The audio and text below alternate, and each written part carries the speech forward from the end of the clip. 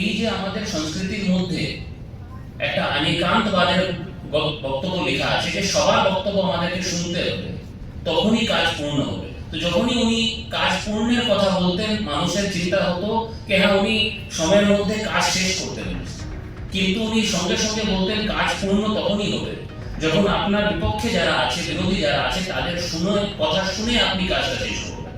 সেই কারণে আমরা যারা জনপ্রতিনিধিরা, ডিএম, এসপি, বিভিন্ন ভিডিও সাহেবরা যখন চেয়ারে বসেন, আমাদের সব থেকে প্রথম কাজ হচ্ছে মানুষের কথা শোনা। আপনারা যারা মাস্টার মশাই আছেন, বাচ্চাদের কথা শোনা, যারা প্রিন্সিপাল আছেন, ডাক্তার আছে, পেশেন্টের কথা, মানে আপনি যখন অবধি আপনার বিপক্ষে বা আপনার সঙ্গে কথা বলতে যারা আসছে তাদের কথা বলছেন, শুনছেন না, তাহলে কাজ কোনোদিন পূর্ণ হচ্ছে।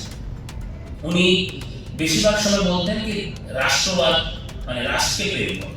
আমরা সবাই নিজেকে রাষ্ট্রবাদী বলি, কিন্তু ওনার একটা বড় গুণ ছিল, উনি এর সঙ্গেই বলতেন যে রাষ্ট্রকে প্রেম করা মানে রাষ্ট্রের মানুষকে প্রেম করা, রাষ্ট্রের সিদ্ধান্তকে সম্মান করা। তার মানে আমি বাইক নিয়ে যাচ্ছি, হালকা করে গাড়িতে লেগে গেল, গালাগাল দিতে শুরু করে দিলাম, ঝগড়া করতে শুরু করে দিলাম, এই রাষ্ট্রকেই প্রেম করছি, কিন্তু এই রাষ্ট্রবাদী যে রাষ্ট্রের যারা মানুষ থাকে তার প্রতি আমার কোনো সংবেদনা নেই, কোনো ধৈর্য নেই। আমাদের ভালোবাসা করুণা কিন্তু রাষ্ট্রের মানুষের প্রতি আগে রাখতে হবে, তারপরেই আমরা রাষ্ট্রবাদী হতে পারবো।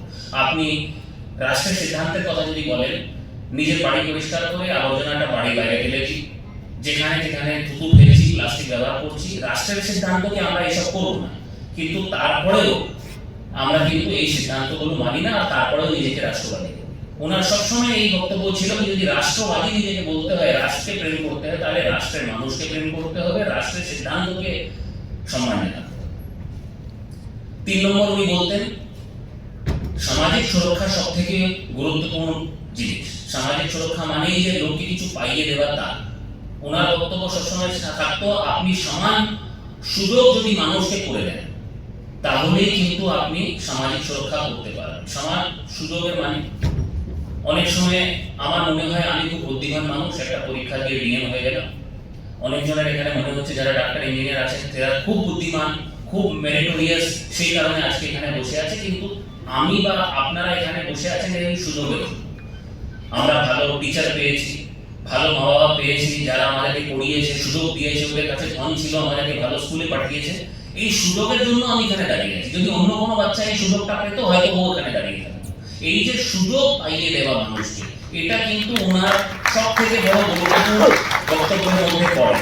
আমি একটা গল্প আপনাকে বলছি।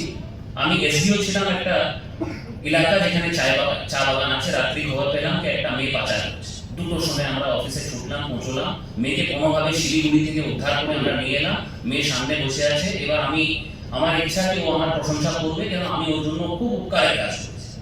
সে প্রথমেই আমাকে বলছে আপনার এই দুঃসাহসটা কেন? দুঃসাহস, আপনার প্রাণ রক্ষা করেছি, এই করেছি। বলে না, আমার একমাত্র রাস্তা ছিল ভালো জীবনে, আপনি ওটা অটকে দিলেন। মানে উনি পাচার করতে চাইছিলেন। আমরা চা বাগানে এমব্রয়ডারি কোর্স, সেলাইয়ের কোর্স, এইসব কোর্স করাচ্ছি, কিন্তু কোনোদিন ভাবছি না যে নিজের বাচ্চা, নিজের পরিবারকে আমরা কিন্তু কম্পিউটার, হসপিটালিটি, ইংরেজি বলা এইসব শেখাই, আর চা বাগানে আমরা কিন্তু এমব্রয়ডারি। পরের দিনে আমরা কিন্তু ভিডিও ট্রেনিং, হসপিটালিটি, এই কোর্সগুলো চা বাগানে শুরু করলাম। শুধু সামান সুযোগ দিলাম। আজকে ও মেয়ে যে পাচার হচ্ছিল তাজ হোটেলে কলকাতায় কাজ করছে, সে ওই জায়গায় পৌঁছে গেছে। শ্যামাপ্রসাদ মুখার্জির এই বক্তব্যই ছিল যে কাউকে কিছু পাইয়ে দেওয়া দরকার নেই, শুধু সামান সুযোগ করে দিন, ও নিজে নিজে উঠে যাবে। শেষ কথা একটু বলি, উনি 4 নম্বর কথা বারবার বলতেন কি যদি দেশকে, আমাদের রাষ্ট্রকে মহান হতে হয়, বিশ্বের পটলে কোনো জায়গায় পৌঁছতে হয়, তাহলে আমাদের কিন্তু একটা সত্যতা থাকা দরকার। নিজের ভাষা, সংস্কৃতি, খাদ্যপান এর প্রতি একটা সম্মান থাকা দরকার।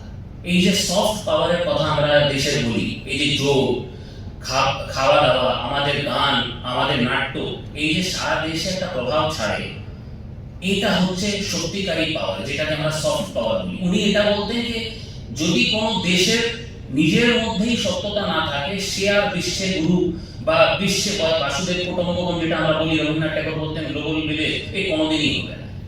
আমাদের শিক্ষা কি জীবনে? আপনি কিন্তু নিজে খুব বিশাল মানুষ, জনপ্রতিনিধি হতে পারেন, ডিএম হতে পারেন, এসপি হতে পারেন, খুব বিশাল মানুষ মনে করতে পারেন, কিন্তু যদি ভালো মানুষই হতে পারলাম না, যদি আমি একটা ডাক্তার হলাম কিন্তু ভালো মানুষই হতে পারলাম না, তাহলে এই চেয়ারে যখন অব্দি আপনি বসে আছেন মানুষ কিন্তু আপনাকে সম্মান করবে, চেয়ারকে সম্মান করছে, আপনাকে করছে না। কিন্তু যেদিন আপনি এই চেয়ার থেকে উঠবেন আপনার প্রতি কেউ তাকাবে। এই জিনিসটা কিন্তু মনে রাখতে হবে যে আপনি ডিএম, এসপি, জনপ্রতিনিধি, ডাক্তার, ইঞ্জিনিয়ার পরে হবেন, আগে কিন্তু ভালো মানুষ হতে হবে। আমাদের মধ্যে যদি সত্যতা, করুণা, ভালোবাসা থাকে তাহলে দেশের তো থাকবে, সে তো দেশ রাষ্ট্রগুরু, বিশ্বগুরু হবে।